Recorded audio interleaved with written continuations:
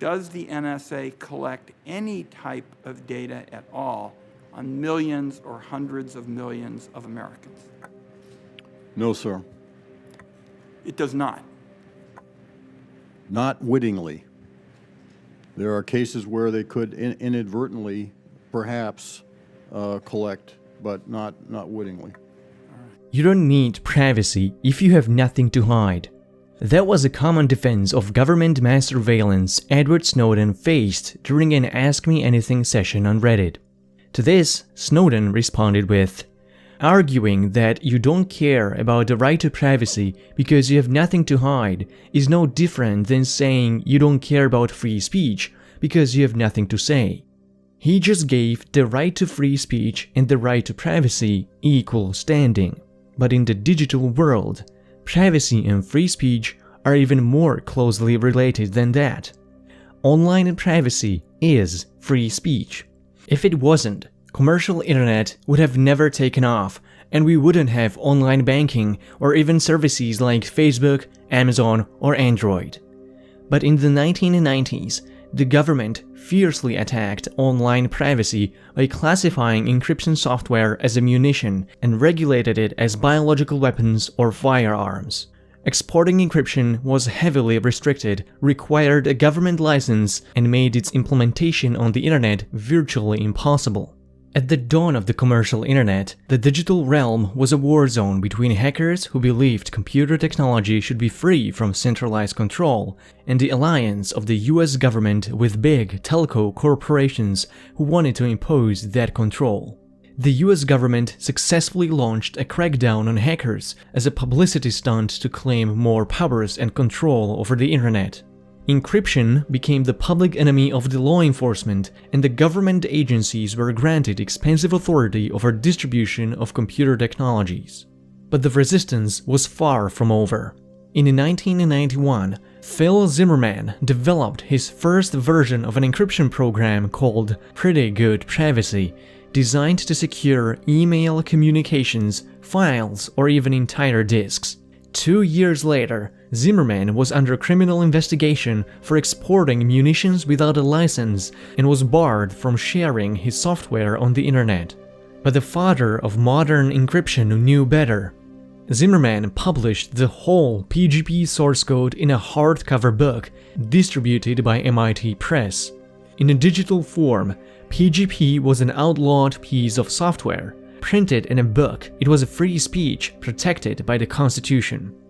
This exceptionally brilliant case of trolling and the lack of consistent principles the US government had when regulating the internet. But the government was not challenged in court over this case, and it continued the practice of restrictive exports on encryption. In 1994, a graduate student at the University of California, Daniel Bernstein, was developing an encryption algorithm that he intended to publish, distribute, and share openly on public lectures and on the internet. However, the US Department of State classified his cryptographic software under the Arms Export Control Act and the International Traffic in Arms Regulations. Bernstein was threatened with a $1 million fine and even prison time if he was to proceed to publish his encryption source code and related documents. Bernstein thought this was a violation of his First Amendment rights, and he went on to challenge the government in court. After several years of legal battles, the court eventually decided that Bernstein's source code is protected by the Constitution. The judge ruled that the computer language used to build encryption tools is no different from German or French or even music and mathematical equations. The case Bernstein versus the United States thus set a long-lasting precedent. Code is speech. By the 2000s, export restrictions on encryption were relaxed, and commercial encryption was no longer counted as a munition. This was a major victory that freed the internet economy from burdensome government regulations. Use of encryption could no longer be considered illegal, so the only way for the government to gain access to online communications was to go around it. The government's wild card became the Patriot Act that granted the National Security Agency backdoor access to data centers of major tech companies and wiretap fiber optic cables to monitor internet traffic.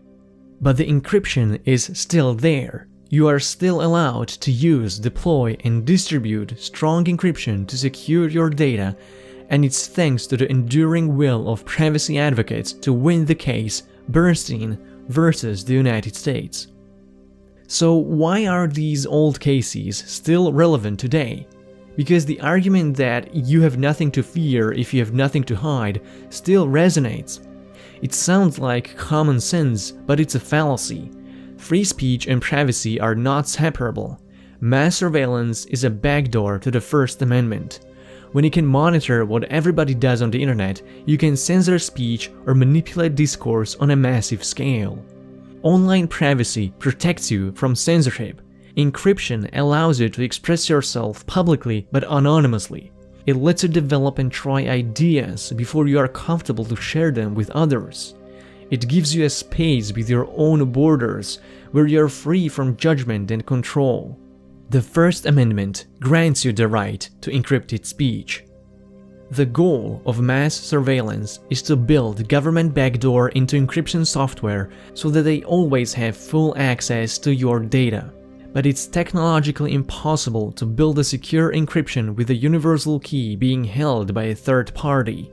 It would fundamentally undermine encryption and thus would strip people from their right to encrypted communication. Free speech is essential at standing up to power and authority, but some people might not be able to exercise this right on the internet if doing so would create a permanent record tied to their real-world identity. You shouldn't be forced to disclose your identity along with a record of your entire digital presence every time you want to express your opinion. What if speaking up against your employer could cost you your job? What if being politically active could result in permanent harassment and receiving violent threats? What if you could get fired from your job because of your political belief you expressed online? In the digital world, your right to privacy is married with the right to free speech. Privacy advocates should start reviving this rhetoric. It might resonate a lot better with people who aren't familiar with encryption. Free speech doesn't exist if everything is being monitored and collected for later judgment. If people can have their careers destroyed over things they said on social media 10 years ago, how can you be safe 10 years from now if everything you say in private gets collected today? If you want to secure your information now and protect your speech from the future, start migrating to encrypted open source software. Switch to ProtonMail for email, Nextcloud for cloud storage, Signal for voice calls and instant messaging. If you want to learn how to comprehensively protect your online privacy, check out my playlist of tutorials that will show you how it's done without needing any tech expertise. Share this video and comment your thoughts to enrich the debate on online privacy and free speech. Thank you for watching.